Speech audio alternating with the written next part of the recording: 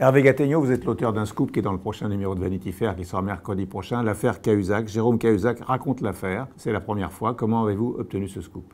C'est le fruit de longues conversations, nombreuses, espacées durant des mois, avec un homme seul, un homme traumatisé par ce qui lui est arrivé. Et au fond, moi, ce qui m'intéressait, c'était d'explorer le sens d'une phrase qu'il avait utilisée lorsqu'il a avoué la détention de ce fameux compte en Suisse. Il disait « J'ai été pris dans une spirale du mensonge ». Donc c'est ça que je lui ai fait raconter. Je lui ai fait raconter cette spirale et les 117 jours durant lesquels il s'est enferré dans son mensonge. Et aujourd'hui, comment est-il ? Il est vraiment choqué par ce qui lui est arrivé, un peu comme quelqu'un qui aurait eu un grave accident.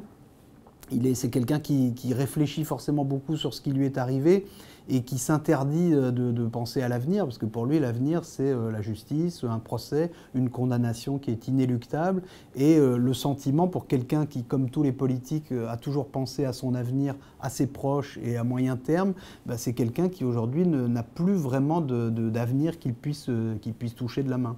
Est-ce que c'est un homme seul aujourd'hui? Il a une compagne qui ne l'a jamais lâché dans toute cette épreuve.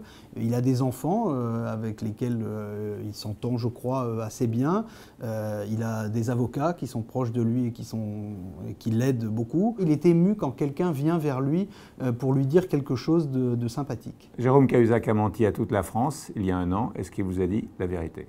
Je crois qu'il m'a dit la vérité parce qu'au fond, c'était l'objet unique de cet exercice. Ça ne pouvait pas avoir d'autre sens. Au fond, raconter le mensonge dans lequel il a été pris, c'était justement démonter en quelque sorte ce mensonge avec des petits morceaux de vérité. C'est aussi pour ça qu'il fallait le faire en plusieurs fois, comme une espèce de puzzle, pour remettre toutes les pièces au bon endroit au fur et à mesure et pour que ça donne un tableau d'ensemble. Le tableau d'ensemble que ça donne, c'est celui d'un calvaire, d'une souffrance, d'une descente aux enfers de quelqu'un qui pourrait être, au fond, un peu n'importe qui.